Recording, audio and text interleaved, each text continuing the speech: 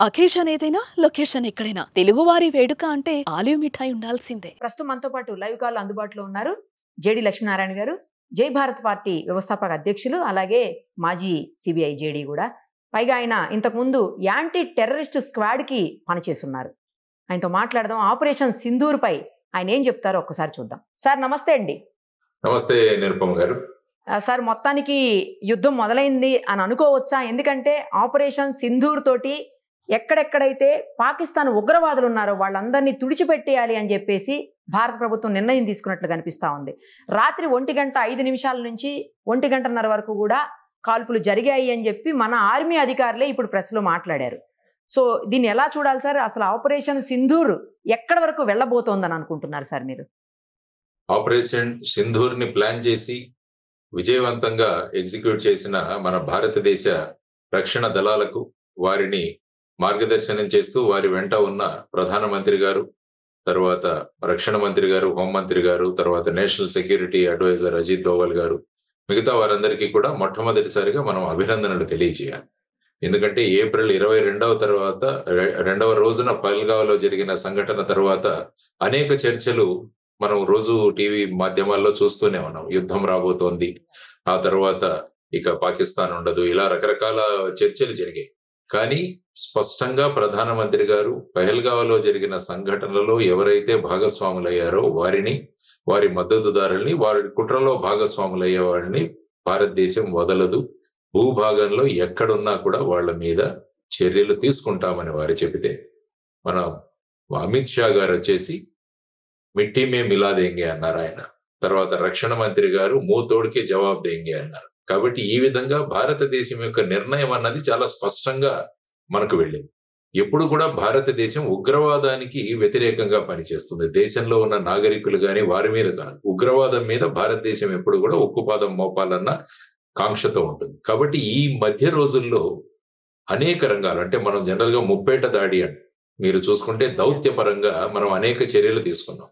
దౌత్యపరంగా వాళ్ళ వీసాలు రద్దు చేయడం, తర్వాత వాళ్ళ ఎంబసీలో స్ట్రెంగ్త్ తగ్గించడం, ఆ తర్వాత వచ్చేసి ఇండస్ వాటర్ ట్రీటీ ఏదైతే ఉందో దాన్ని అబెన్స్ లో పెట్టడం, తర్వాత మన భూభాగాన్ని, మన గగనతలాన్ని వాళ్ళ విమానాలు రానివ్వకపోవడం, వాళ్ళ షిప్స్ ఏవైతే ఉన్నాయో నౌకలు మన పోర్ట్లోకి రానివ్వకపోవడం, ఇలా రకరకాల చర్యలు మనం తీసుకున్నాం.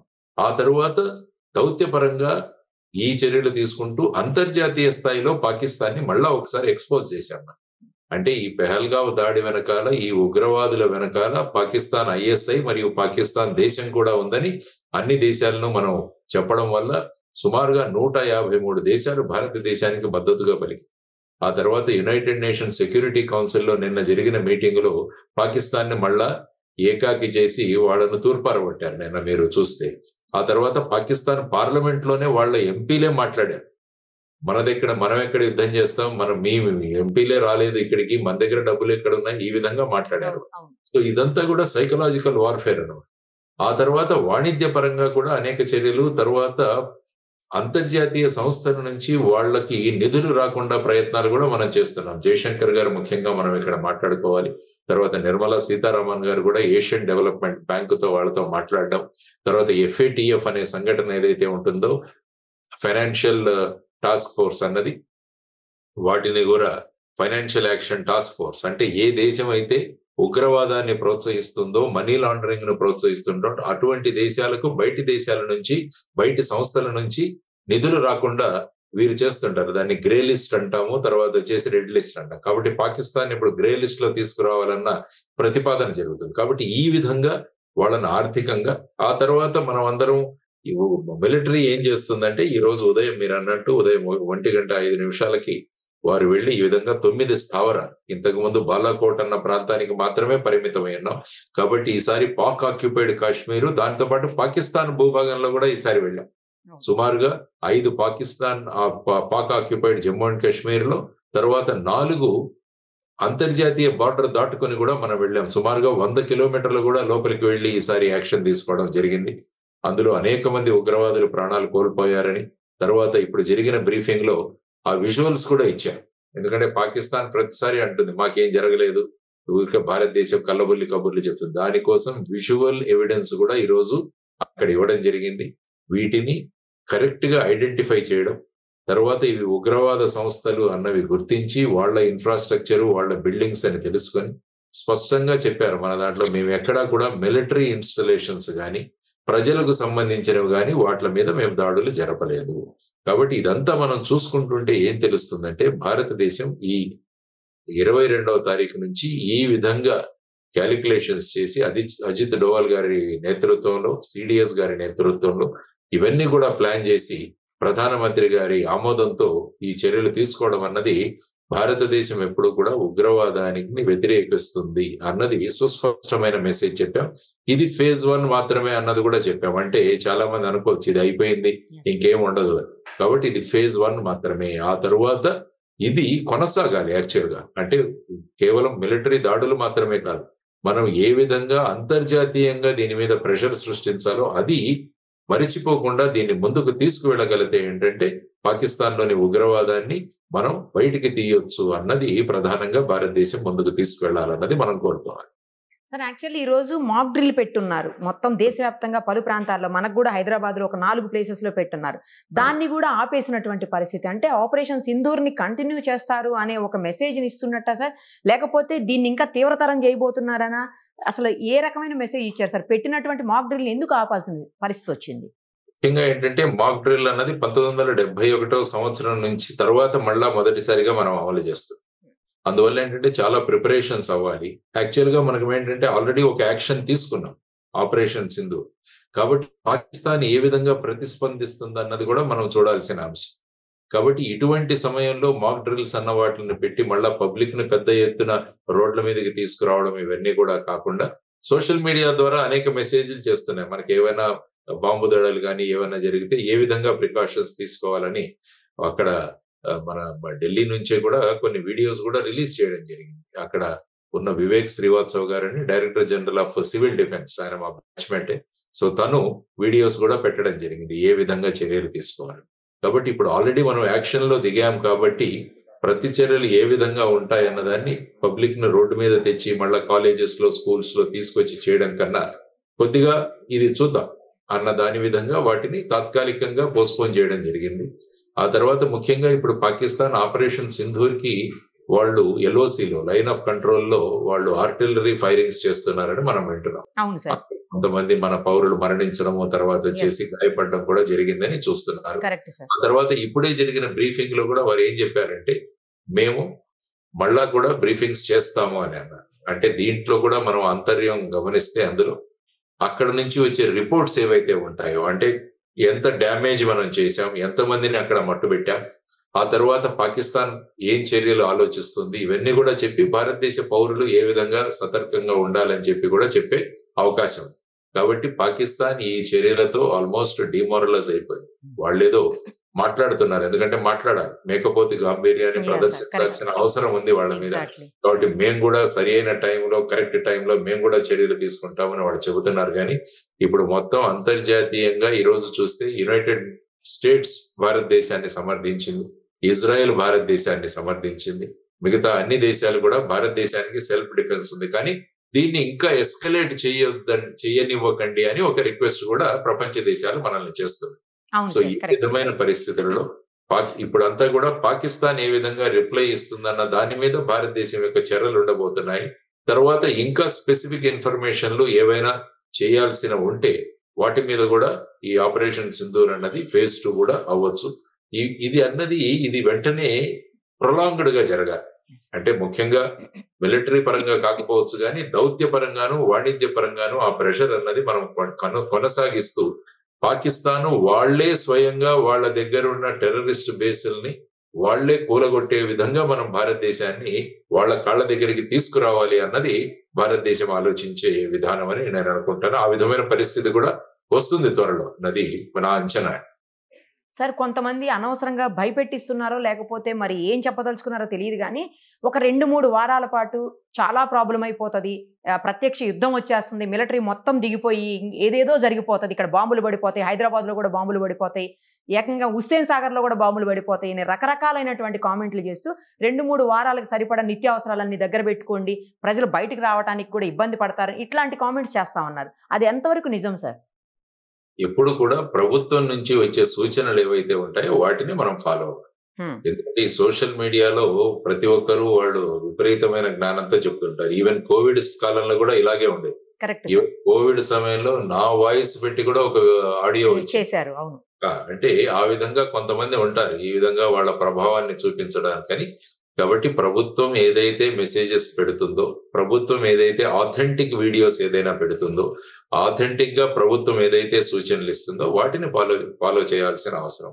కాబట్టి వీరందరూ కూడా భయాందోళనలు సృష్టించి ప్రజలందరూ మార్కెట్లకు వెళ్ళిపోయి అక్కడి నుంచి కూరగాయలన్నీ కొనుక్కొనేసి నిత్యావసర వస్తువులు కొనేసుకుని బ్యాంకులో ఉన్న డబ్బులు విత్డ్రా చేసుకుని ఇవన్నీ కూడా ఒక రకమైన ఆనందాన్ని కొంతమంది పొందుతుంటారు. ఆ విధంగా చేసే చర్యలు ఇవి. కాబట్టి వీటి మీద ప్రజలు నమ్మకం పెట్టుకుంటే ప్రభుత్వం ఎప్పుడైనా సూచనలు ఇవ్వాలంటే అది స్పష్టంగా ఈరోజు ఎలాగైతే ఇప్పుడు ప్రెస్ బ్రీఫింగ్ మనం చూసాము, లేకుంటే ప్రెస్ ఇన్ఫర్మేషన్ బ్యూరో ద్వారాను, లేకుంటే ఐఎండ్బి మినిస్ట్రీ నుంచి కానీ స్పష్ట సూచనలు ఇస్తుంది. వాటిని ఫాలో అవ్వాల్సిన అవసరం ఉందన్నది ప్రజలకు మనం సూచన తెలియజేయడం అవసరం. మిసైల్స్ నంబర్స్ తో సహా చెప్పేస్తున్నారు సార్. ఈ మిసైల్ పడిపోతుంది, ఆ మిసైల్ పడిపోతుంది, ఈ నెంబర్ తో మిసైల్, ఆ నెంబర్ తో మిసైల్ అని. అది వింటుంటే అసలు ఏ నాలెడ్జ్ తో చెప్తున్నారో కూడా అర్థం కావట్లేదు వాళ్ళు. బట్ అది ప్రజల్లో ఒక రకమైన భయాందోళనలు రేకెత్తిస్తుంది. మీరు అన్నట్లు రకరకాలైనటువంటి నిత్యావసరాల మీద, మిగతా వస్తువుల మీద కూడా స్కేర్సిటీ పడి అవి రేట్లు పెరిగిపోయే అవకాశం కూడా ఉంటుంది కదా సార్ అనవసరంగా. సో ఈ విధంగా ఏంటంటే మార్కెట్ లో ఆర్టిఫిషియల్ ఇది తయారు చేసి ఆ విధంగా బూస్టప్ చేసే ప్రయత్నాలు కూడా చేస్తుంటారు చాలా మంది. సో ఏంటంటే ఆర్థికంగా ఇంకా షాపుల్లో అమ్మకానికి పోని వస్తువులన్నిటి ఈ సందర్భాన్ని వినియోగించుకొని మనం అమ్మేద్దాం అన్న ప్రయత్నాలు కూడా జరుగుతుంటాయి. సో కాబట్టి ప్రజలందరికీ మీ ద్వారా సూచన ఏంటంటే ప్రభుత్వం యొక్క సూచనల కోసం మనం వెయిట్ చేద్దాం అన్నది మనం ఆలోచించుకోవాలి. పాకిస్తాన్ ఎప్పుడు కూడా భారతదేశం మీద అటాక్ చేసే ధైర్యం లేదు. వాళ్ళు ఎప్పుడు కూడా అప్రత్యక్ష యుద్ధమే చేస్తారు. ప్రత్యక్ష యుద్ధం చేసే ధైర్యం లేదు వాళ్ళకు. అందుకనే వాళ్ళు ఇంతకు ముందు కూడా చూస్తే ఉగ్రవాద దాడులు కానీ, లేకుంటే ఈ నార్కోటిక్స్, ఈ మాదక ద్రవ్యాలు మన దేశానికి పంపించడం కానీ, లేకుంటే ఫేక్ కరెన్సీని భారతదేశంలో పుష్ చేయడం కానీ ఇలాంటివి చేస్తుంటారు వాళ్ళు. సో ఆ విధంగా ఫుల్ ఫ్లెడ్జ్డ్ యుద్ధం అన్నది నేను మొదటి నుంచే చెబుతున్నాను, అది రాదు. దానికి ఈ రోజు భారతదేశం స్పందించిన విధానం కూడా స్పష్టంగా ఉంది. మనకి టెర్రరిస్టులు టార్గెట్ గా, టెర్రర్ క్యాంప్స్ టార్గెట్ గా, టెర్రరిస్ట్ ఇన్ఫ్రాస్ట్రక్చర్ టార్గెట్ గా భారతదేశం లిమిటెడ్ యాక్షన్ తీసుకుంది. ఎక్కడ మిలిటరీ స్ట్రక్చర్స్ కానీ, పబ్లిక్ చెందిన బిల్డింగ్స్ కానీ మేము టార్గెట్ చేయలేదు. ఎందుకంటే మళ్ళా పాకిస్తాన్ విక్టిమ్ కార్డు తీస్తుంది. ఈ విధంగా నష్టపోయాము, ఈ విధంగా మేము విక్టిమ్స్ గా ఉండిపోయాము అని కార్డు తీయకుండా భారతదేశం సుస్పష్టంగా చెప్పింది, our fight is against terrorism, our fight is against terrorist infrastructure, our fight is against indoctrination, our fight is against terror base camps, our fight is against terror launch pads అన్నది సుస్పష్టంగా operation Sindoor phase 1 లో తెలియజేశాం. ఇప్పుడు వాళ్ళ reaction బట్టి next phases ఉంటాయన్నది మనం ఆలోచించుకోవాలి. Sir ఒకవేళ నిజంగానే ప్రత్యక్ష యుద్ధం వచ్చింది అనుకున్నా కూడా అది ప్రతి స్టేట్ ని, లేకపోతే ప్రతి సెంటర్ ని, అంటే లైక్ హైదరాబాద్, వైజాగ్ ఇలా, లేకపోతే బెంగళూరు, లేకపోతే చెన్నై, ఇలా అన్ని సెంటర్స్ ని కూడా ఇబ్బంది పెట్టేటువంటి పరిస్థితి, లేదంటే అన్ని సెంటర్స్ ని కూడా నాశనం చేసేటువంటి పరిస్థితులు ఉంటాయా సార్? అసలు ముందు వాళ్ళ విమానం మన భూతలం, మన గగనతలంలోకి రావాలి కదా. వాళ్ళు ఏదైనా చేయాలంటే వాళ్ళు ముఖ్యంగా చేసేది ఏంటంటే వైమానిక దాడులు చేస్తారు. వాళ్ళు వాళ్ళ భూభాగం వదిలి భారతదేశంలోకి రాగానే వాళ్ళకు విమానాలు కూలిపోతాయి. There is no doubt. ఆ విధమైన రాడార్ సిస్టమ్ ఉంది మన దగ్గర, ఆ విధమైన మిసైల్ సిస్టమ్ ఉంది, ఆ విధంగా ఎయిర్ క్రాఫ్ట్ లను ఐడెంటిఫై చేసే సిస్టమ్స్ ఉన్నాయి, మనం సర్ఫేస్ టు ఎయిర్ మిసైల్స్ ఉన్నాయి మన దగ్గర. కాబట్టి ఆ విధమైన పరిస్థితులు అన్నవి రావు. ఇది కేవలం ఒక ముందు చర్య. ప్రజలు కూడా అప్రమత్తంగా ఉండాలన్నది. యాక్చువల్ గా నేను ఏమంటానంటే ఈ సివిల్ డిఫెన్స్ అన్నది మన పాఠ్యాంశంలో కూడా ఒక భాగం అవ్వాలి. ప్రతి సంవత్సరం కూడా వీటిని ప్రాక్టీస్ చేయాలి. కాబట్టి ఏంటంటే నాగరికులు అప్రమత్తం అవుతారు. మనం ఎటువంటి జాగ్రత్తలు తీసుకోవాలన్నది, ఇటువంటి డిసిప్లిన్ వస్తే పబ్లిక్ లో రేపు ఏదైనా సూచన ఇచ్చినా కూడా అందరూ ఫాలో అవుతారు. అంటే ఒక రకమైన సూచనను పాటించే ఒక తత్వాన్ని ప్రజల్లోకి తీసుకురావడం చాలా ముఖ్యం. అటువంటివి ఈ సివిల్ డిఫెన్స్ డ్రిల్స్ అన్నమాట. సో ఆ విధంగా ఇప్పుడు ప్రభుత్వాలు కూడా ఆలోచించాలి, పాఠ్యాంశంలో ఒక భాగం చేయాలి వీటిని. తర్వాత వీలైనన్ని కాలేజెస్ లో మళ్ళా ఎన్సిసి అన్నది తీసుకురావాలి. చాలా చోట్ల ఎన్సిసి ఇంతకుముందు ఉండేది సార్. అవును. ఇప్పుడు క్రమక్రమంగా తగ్గుతుంది. కాబట్టి ఏ విధంగా అయితే ఇజ్రాయెల్ గాని, మలేషియా గాని, సింగపూర్ గాని అందులో విద్యార్థులకు 2 సంవత్సరాల మిలిటరీ ట్రైనింగ్ కంపల్సరీ. సో దీన్ని పెట్టుకొని మనం అటువంటి వాటిలలో మనం పాఠ్యాంశాల్లో మార్పు రావాలి. తరువాత ప్రజలలో జాతీయ భావన అన్నది ఒకటి పెంపొందించాలి. కాబట్టి ఇప్పుడు ఈ ఇన్సిడెంట్ వల్ల ప్రజలందరూ కూడా దగ్గరికి వచ్చారు. కాబట్టి ఈ విధంగా ఏకమైన ప్రజలను మళ్ళా కులాలని మతాలని విడిపోకుండా జాతీయ భావనలు వీళ్ళలో తీసుకొచ్చి నేషనలిజం దిశగా ప్రజలను తీసుకువెళ్ళడానికి కూడా దీన్ని ఉపయోగించుకొని మనం చేయగలిగితే ఏమవుతుందంటే మన కేవలం ఇటువంటి ఉగ్రవాద దాడులు కాదు, సమాజంలో జరిగే ఏ అన్యాయాన్నైనా కూడా ప్రజలు కలిసి ఎదుర్కోగలరు అన్న భావనలు మనం తీసుకురాగలిగితే అప్పుడు అది నిజమైన జాతీయవాద విధానంగా నేషనలిజం వైపు మనం ప్రజలు తీసుకోవడానికి ఈ అవకాశాన్ని వినియోగించుకోవాలని కూడా నేను అంటున్నాను. కరెక్ట్ చెప్పారు సార్. సార్ ఇప్పుడు ఈ మాక్ డ్రిల్స్ కానీ లేదా సివిల్ డిఫెన్స్ చేసేటువంటి డ్రిల్స్ కానీ అవి రియల్ గా అనిపించేలాగా చేస్తారు కదా సార్. అవి వాటి వల్ల ఎంతవరకు ఉపయోగం ఉంటుంది అని కూడా ఒక చర్చ నడుస్తూ ఉంది సార్. అనవసరంగా భయపెట్టించడం తప్పించి దీనివల్ల ఉపయోగం ఏముందని కొంతమంది మాట్లాడారు. లేదు, రాబోయే యుద్ధానికి వీళ్ళని సన్నద్ధం చేస్తున్నారని కొంతమంది మాట్లాడుతున్నారు. అంటే ఏంటంటే ఇందులో ప్రజలను ఇన్వాల్వ్ చేయడం చాలా అవసరం. అంటే ఏమంటుందంటే ఇది కేవలం ఆర్మీ వాళ్ళ విషయం, మాకు సంబంధం లేదు ఇలా. అలా కాకుండా ఒక దేశంలో ఉన్న పౌరులుగా మనం అందరం కూడా రెస్పాండ్ అవ్వాలి అన్న ఒక బాధ్యతాయుతమైన ప్రవర్తన. అది ఒక ప్రవర్తనను తీసుకొచ్చే ఒక మార్గం ఈ సివిల్ డిఫెన్స్. అది ఎలాగా తెలుసు, మనకు యుద్ధం రాదు, అందులో ఏమీ జరగదని. అయినా కూడా సందర్భం వచ్చింది కాబట్టి దాన్ని ఉపయోగించుకొని ప్రజల యొక్క ఆలోచన విధానం, వాళ్ళ ప్రవర్తనలో ఒక సుసూత్రీకరణ తీసుకురావడం, ఒక క్రమశిక్షణ తీసుకురావడం అన్నది ముఖ్యంగా దీనిలో ఉన్న ప్రధానమైన ఉద్దేశం. కాబట్టి చెప్పేవాళ్ళు చెబుతూనే ఉంటారు రకరకాల వాళ్ళు. ఎందుకంటే మన దాంట్లో దేశం గురించి ఆలోచించే తత్వం తగ్గిపోతుంది.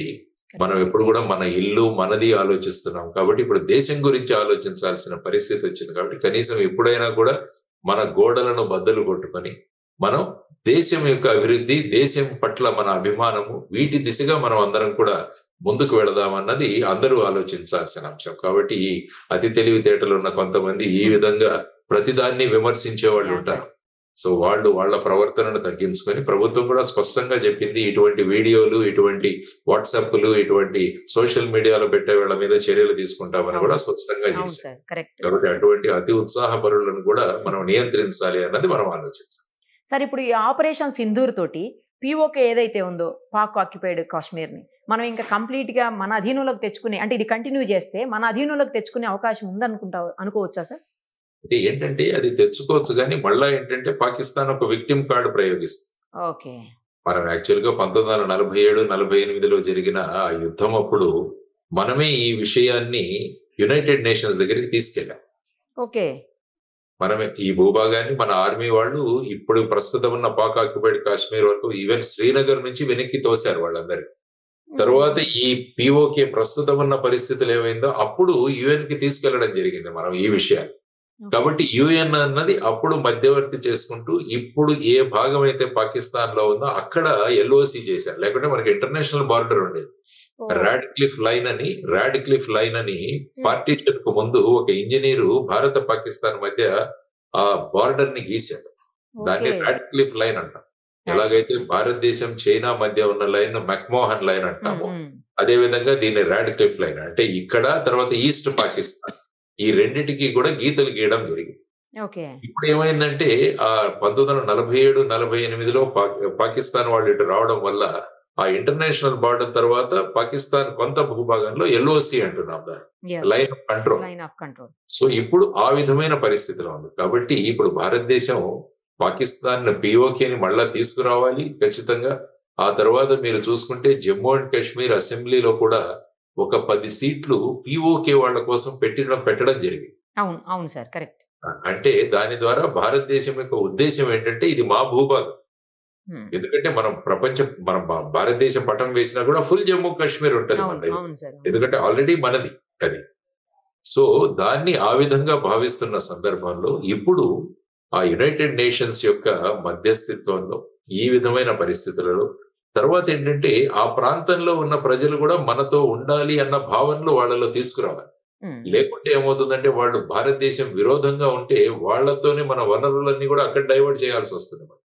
వాళ్ళను బుజ్జగించాల్సింది. ఈ పరిస్థితులు రాకుండా మేమే భారతదేశంలో కలిసిపోతామన్న విధానం వాళ్ళలో గనక రాగలిగితే ఏమవుతుందంటే వాళ్ళు భారత పౌరులుగా మన దాంట్లో మిక్స్ అవుతారు వాళ్ళు.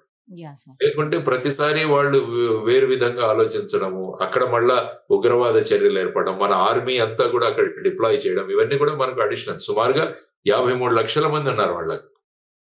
మనకున్న జనాభాకు మళ్ళా ఒక 53 లక్షలు. అక్కడ ఏంటంటే పరిస్థితులు చాలా అధ్వానంగా ఉన్నాయి.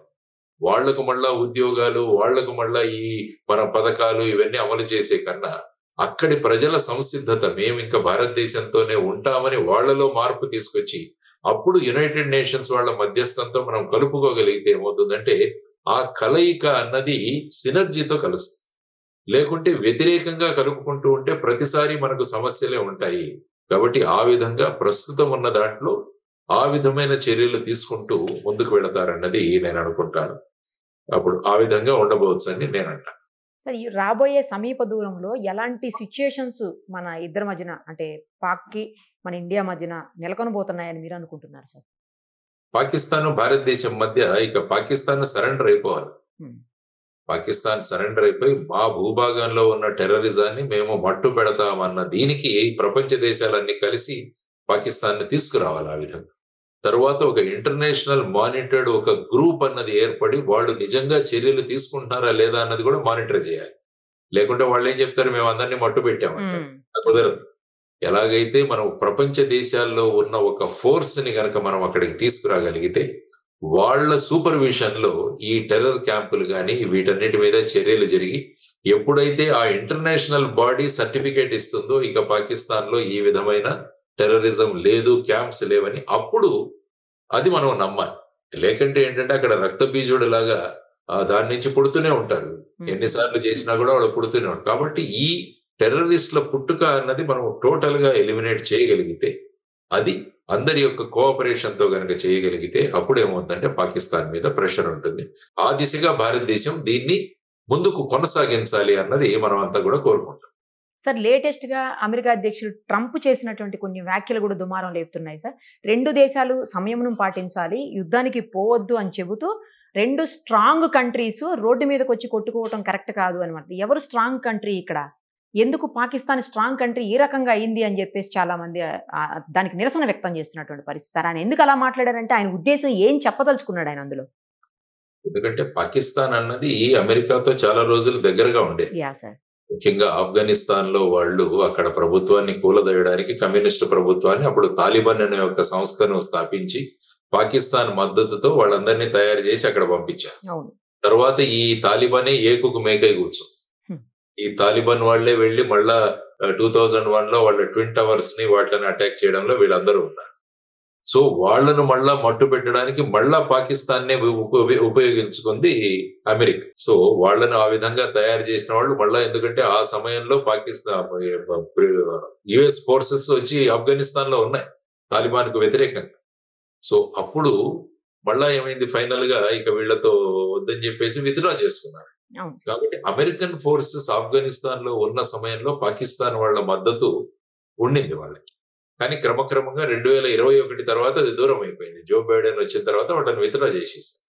సో దానివల్ల ఏమవుతుందంటే పాకిస్తాన్ చాలా దగ్గరగా ఉన్న దేశం, వాళ్ళకి F-16లు కానీ ఇవన్నీ కూడా చాలా సరఫరా చేస్తారు.